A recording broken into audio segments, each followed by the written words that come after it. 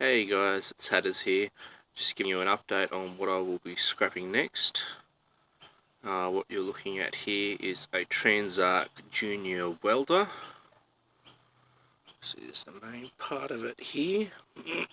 And then as you can see, have a power cord here.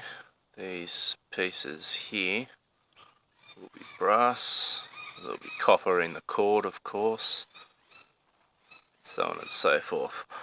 Never done a welder before, but yeah, I'm interested to see what's inside one. As you can see here, there's a number of screws and wheels at which to wheel it about.